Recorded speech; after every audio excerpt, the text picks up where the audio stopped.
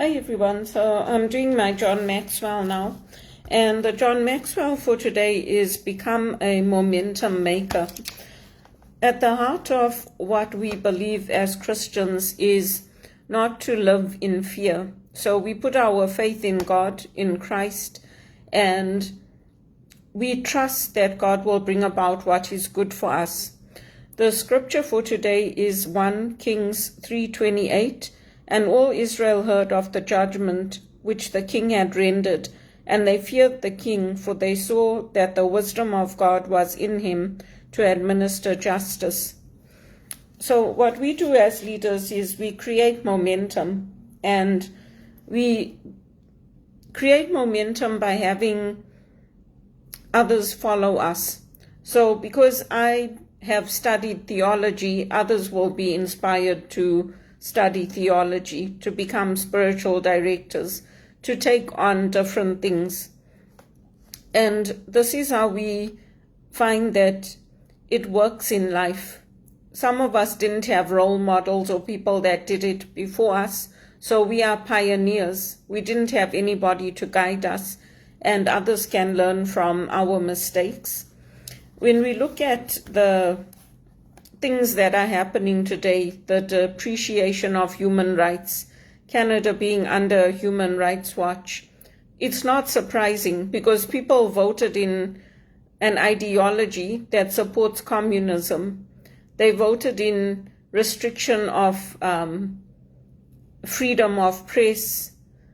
We can't post the news on Facebook in Canada, and it's a government policy. Justin Trudeau is blaming Facebook, but it's not Facebook's policy. It's the government that stopped us from posting the news on Facebook. And so if we don't trust the Lord, if we are trusting people, we're entering into a dangerous trap, because that's what they want us to do. They want us to trust them, then they'll pull the wool over our eyes and take advantage of us, because they are looking out for their own interests. Like Mark Carney, he took his headquarters for his company to America. And yet he's saying he's working in the interests of Canadians. So isn't that a contradiction? So that's what I want to look at today. And we can walk through, there's that Psalm 23, we can walk through the shadows of the valleys of darkness, but we know that God is with us in that. And we know that God's rod and staff, that's God's teaching, the rod and the staff protect us, and it comforts us. Even when people don't comfort us, that will be our comfort in life. And it will comfort us in times of distress and remind us that God will provide the answers, and we can live in a peaceful existence. We can turn our fears over to God and know that those fears are in His hands. It doesn't mean that emotions don't come and go. Like Saint Ignatius talks about how emotions can come up, like fear, anger, feeling unprotected. We call that desolation, where you feel separated from the Lord and you feel like God has abandoned you. But God is still with you in that. He's still with me in that. And those emotions subside once things get a little easier for us and once things start falling into place. Like the disciples tossed on the ocean or tossed on the sea, we reach a point where we're like, God, why are you allowing this to happen to us? What sin have we done? What is it that you want us to do? Are you still asleep on that boat? We all go through that kind of feeling. And sometimes it's just natural disasters. Sometimes it's other things that are happening, like job losses. But it's all coordinated through people. And God allows it to happen. And we can't let it shake our faith. We can't let it shake trusting that good will come for us. Because if we do, then we have situations come up like the Holocaust, like the unprovoked attacks that took place on October 7th, And it's important to remember that, because we've been given guideposts of how we can help ourselves and how we can change direction to move forward. We create forward progress. Without the momentum, even the simplest tasks can seem insurmountable. So even getting out of bed in the morning can feel like, oh, I don't want to do this. I'll just lie in bed the whole day. But if you have that faith that God is with you in this, in the morning when you wake up, you'll say, thank God I'm alive. I can see the sunshine. I have things to be grateful for. And we keep that momentum on our side. And then nearly any kind of change becomes possible. John Maxwell gives the example, consider the ways young Solomon created momentum. He started with what David provided. He made wise decisions that won him credibility. He maintained the peace. No leader can ignore the impact of momentum. If you've got it and your people will be able to accomplish things you never thought possible, the choice to build momentum is yours. So we can either say, oh, you know what, it's never going to work, things are never going to change, I'm never going to get a job. Or we can say, you know what, no matter what you do, I'm going to persevere, and I am going to get a job, and I am going to work in my field. And even if it takes 20 years, I didn't come this far to give up. So I think it's important to remember that for the John Maxwell, A Leader's Heart. And I also wanted to look at this Think and Grow Rich, this Napoleon Hill. Today I'm looking at the fear of ill health. So there are some people who are hypochondriacs. You know, they always selling this, that, oh, I'm sick, I'm not well, I can't do anything, it's not a good day today. And so he says in here, a reputable physician estimated that 75% of all people who visit physicians for professional service are suffering with hypochondria, imaginary illnesses. It's in their minds that they are sick. And the mind can be very powerful. It builds or it destroys. And the common weakness of the fear of ill health, dispensers of patent medicines have reaped fortunes. And that's why the medical industry thrives in North America. When we grew up in Zimbabwe, even in England, I never took this flu shot. When people come here and they start taking it. Why? Because everybody else is doing it. But we never took the flu shot growing up. So part of it becomes about the culture and what the culture is promoting. Like, you're not a good citizen because you didn't take your flu shot. Well, I don't take the flu shot and I've never had the flu. Sometimes I might, if I'm completely down and out, I might get sick and then I'll take Lemsip or I'll have ginger tea, or I might just need to rest. I might just be run down. But this is what they sell in this country. And he talks about in here the form of imposition upon credulous humanity became so prevalent some 20 years ago that Collier's Weekly magazine conducted a bitter campaign against some of the worst offenders in the patent medicine business. And this is true. We see it all the time. We see it all the time. It's like, what is ailing you? Why are you sick? And they talk about the power of suggestion. There's an experiment that was conducted, causing 3 acquaintances to visit victims, of each of whom were asked the question, what ails you? You look terribly sick. You look terribly ill. The first questioner usually provoked a grin and a nonchalant, oh, nothing, I'm all right, from the victim. The second questioner usually was answered with the statement, I don't know exactly, but I do feel badly. In England, they'd say, I do feel poorly. The third questioner was usually met with the frank admission that the victim was actually feeling ill.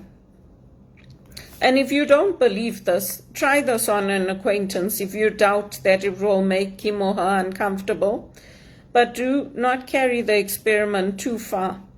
There's a certain religious sect whose members take vengeance upon the enemies by the hexing method. They call it placing a spell on a victim. There's overwhelming evidence that disease sometimes begins in the form of a negative thought impulse. And I talked about this before, how whenever I go through difficult times, or when other people go through difficult times, they blame it on me. They'll say, you are the cause of all my problems. It's because of you that I'm suffering. It's because of you that I have all these headaches. And that gets done in families until the person actually loses their mental health, their physical health, and the person in authority, like the mother, the father, whoever it is, they actually land up destroying that person's life because they keep bringing that same message in to that person. And such an impulse may be passed from one mind to another by suggestion or created by an individual in his own mind. So if you read the scriptures, you'll find over and over when Jesus is dealing with his own community, there's this warmth. If you read the Gospel of Matthew, it's like, my daughter, your faith has saved you. You are fine. You are healed. And then you'll find in Luke, it's a more social gospel. So it brings across this differential in power and the difference between the Jewish community and the non-Jewish community. You won't find that warmth. Like you'll see Jesus healing, teaching, but it's not like, my daughter, your faith has saved you. It's like, go and sin no more. It's very kind of clinical. And this power of suggestion, you'll find that in people who have very close relationships, you'll find that taking place. Like, it doesn't even have to be said, like between a husband and a wife. It's like, yeah, she's the problem. Or like, yeah, you know what? There's something wrong with her. Because they'll end up thinking the same way. They'll end up looking at life the same way. That's what happens. A man who was blessed with more wisdom than this incident might indicate once said, when someone asks me how I feel, I always want to answer by knocking him down. Doctors send patients into new climates for their health because a change of mental attitude is necessary. So you don't even have to, like it could be if you're in an apartment. Sometimes the way buildings are built here in North America, they actually land up making people sick. So it's cold in the wintertime here. When you come in, it's very warm. And that's why I was saying, like, when I started getting those heavy nosebleeds, my doctor thought it was because of the change in the air, because the air gets very dry and then you have your air conditioning on to keep warm, or you don't let that fresh air in. So he thought that's what it was. And I was like, but no, I've been in Canada for 20 years. For my nose to bleed for an hour, it can't be right. But we couldn't pinpoint what it was, because I have a medical background too. And only because I went to the new doctor, as part of their procedure when they're enrolling you, they take your blood pressure. And they said to me, your blood pressure is too high. It's like off the chart. I'm surprised you even came here. So sometimes that change of environment could be a change in doctor. It could be just going outside and taking a walk, being in nature. That's why we have retreats as Christians, right? They cost a lot of money, but sometimes you need that break where somebody else is taking care of you, where you can just go and be in a place and your meals are provided for. If you don't want to study scripture, you don't have to. If you want to go and walk in the grounds, that's perfectly fine. If you want to be on your own and just close the door and stay in your room, that's perfectly fine too. So sometimes you just need that mental break to take you into a different space. For me, I do it with my music. So my music is my go-to place. Not that I chose Elvis, but once the music started coming through, I just accepted it. Because it was always gospel music. It was always like the sessions he had with his band after he'd been on stage in concert, the holy songs. And I noticed that it kept coming up, so I just let it play. And then I got to know his personality through that, how he was. A lot of it was his voice coming through, how he talked, how he took control, and not like how people do here. They treat me like a slave. It was his gentleness with his women, with his band, and his way of bringing in the instruments so that the music was elevated to the Lord.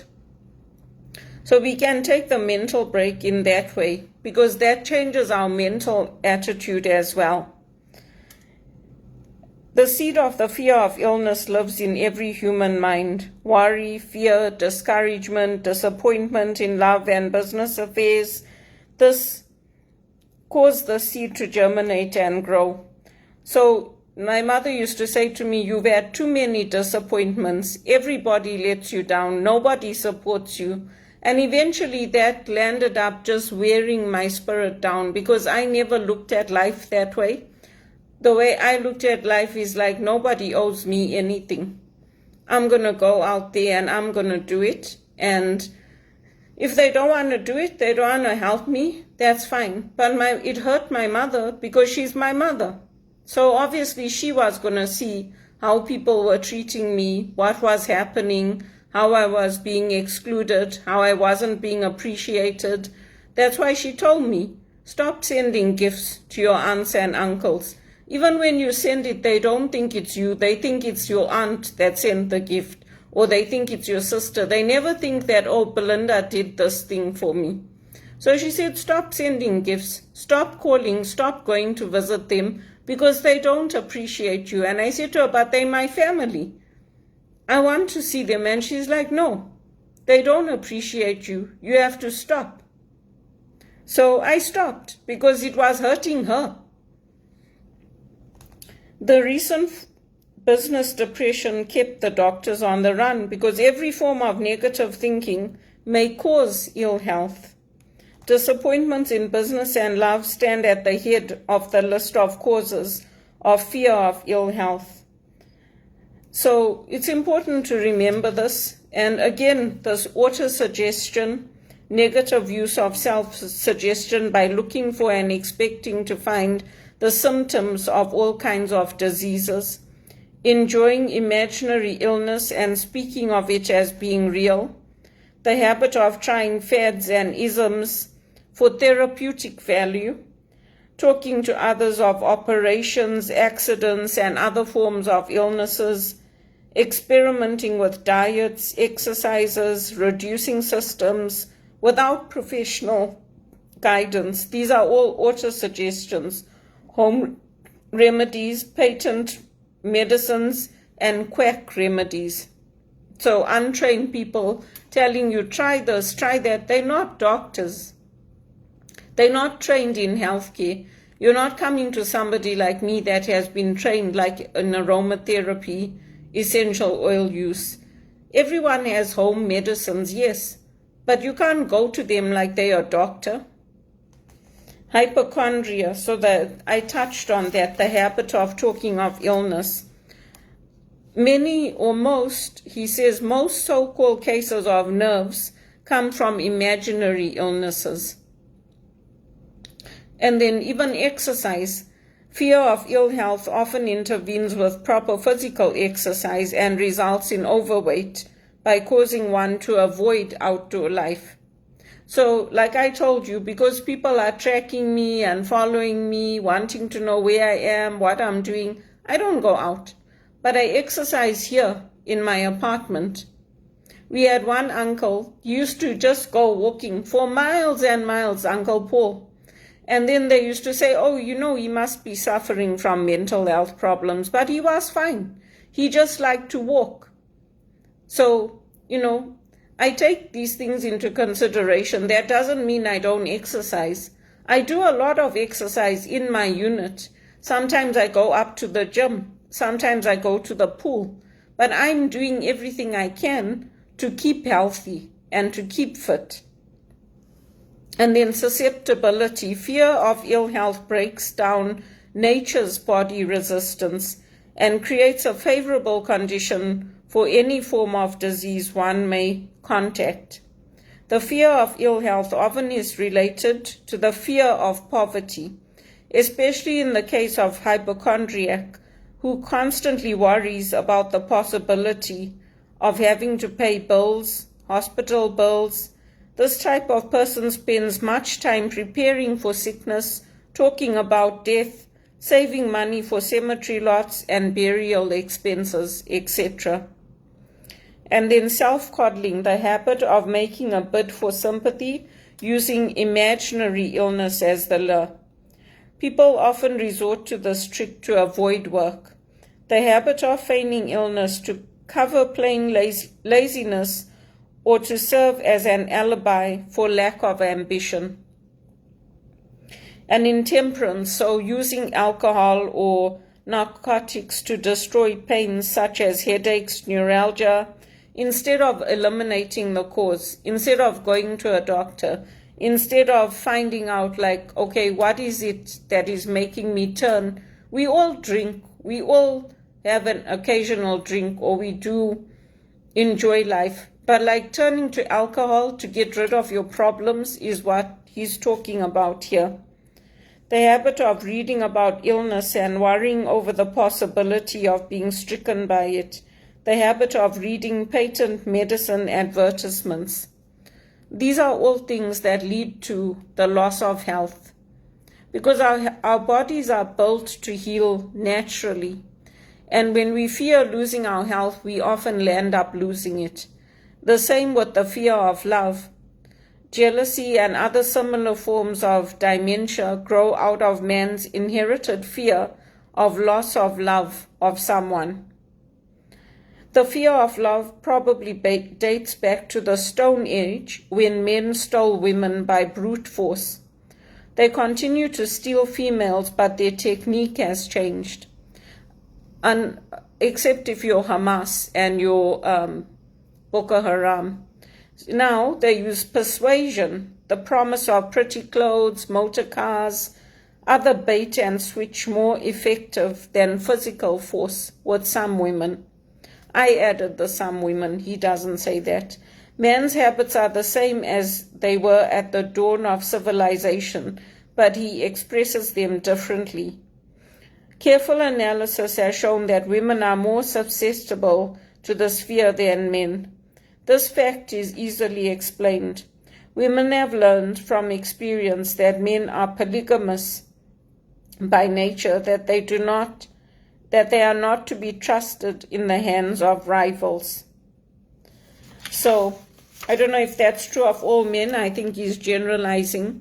But jealousy leads to being suspicious of friends and loved ones without any reasonable evidence of sufficient grounds.